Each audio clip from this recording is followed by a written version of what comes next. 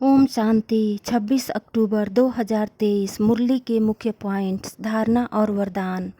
बाबा ने कहा, मीठे बच्चे, अब तुम बच्चों की रात पूरी हुई, अर्थात ड्रामा का चक्र पूरा हुआ।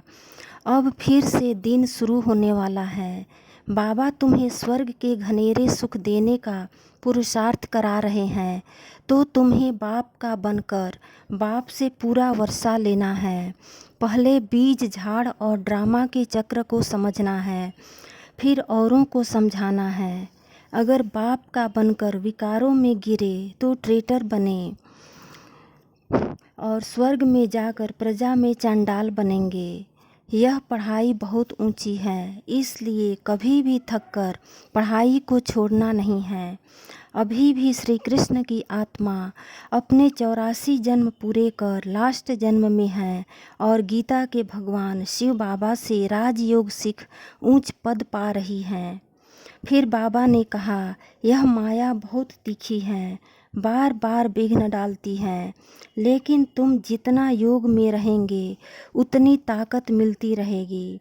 अब तुम्हें विहंगम मार्ग की सर्विस के लिए विचार सागर मंथन करना है। बाप तुम्हारे कितनी विशाल बुद्धि का बना रहे हैं। और लास्ट में बाबा ने कहा, सबको यही समझाना है कि बेहद का बाप बेहद का वर्षा दे रहे हैं, तुम भी उनसे वर्षा ले लो।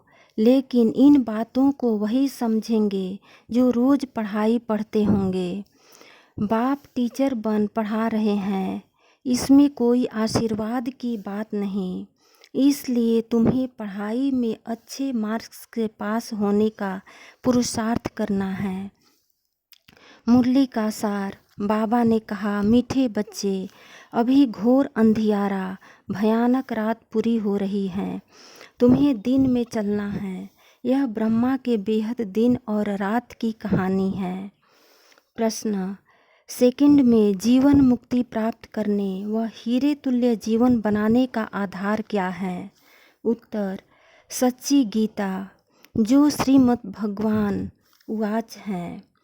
बाप तुम्हें सम्मुख जो डायरेक्शन दे रहे हैं, यह सच्ची गीता है, जिससे तुम्हें सेकंड में जीवन मुक्ति पद की प्राप्ति होती है।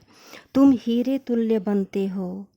दूसरा प्रश्न, स्वर्ग के घनेरे सुख किस पुरुषार्थ के आधार से मिलते हैं? उत्तर, रोज की पढ़ाई और योग से स्वर्ग के घनेरे सुख मिल जाएंगे। इसलिए पढ़ाई में कभी थकना नहीं है। बाप टीचर बनकर पढ़ा रहे हैं, तो तुम अच्छे मार्क्स से पास होने का पुरुषार्थ करो। इसमें आशीर्वाद व कृपा की बात नहीं है। धारणा के मुख्य सार। पहली पॉइंट, पढ़ाई में थकना नहीं है, ऊंचे ते ऊंच पढ़ाई रोज पढ़नी है और पढ़ानी है। दूसरी पॉइंट, विहंग मार्ग की सर्विस करने की युक्तियां निकालनी है। योग में रह बाप से लेने हैं, कृपा आशीर्वाद नहीं मांगनी है। वरदान। वरदानों की दिव्य पालना द्वारा सहज और श्रेष्ठ जीवन का अनुभव करने वाले सदा खुश नसीब भव। बाप दादा संगम युग पर सभी बच्चों की 3 संबंधों से पालना करते हैं। बाप के संबंध से वर्षे की स्मृति द्वारा पालना, टीचर के संबंध से पढ़ाई की पालना और सतगुरु के संबंध से वरदानों की अनुभूति की पालना एक ही समय पर सबको मिल रही है। इसी दिव्य पालना द्वारा सहज और श्रेष्ठ जीवन का अनुभव करते रहो। मेहनत और मुश्किल शब्द भी समाप्त हो जाए, तब कहेंगे खुश नसीब। स्लोगन, बाप के साथ साथ सर्व आत्माओं के स्नेही बनना ही सच्ची सद्भावना है। ओम शांति।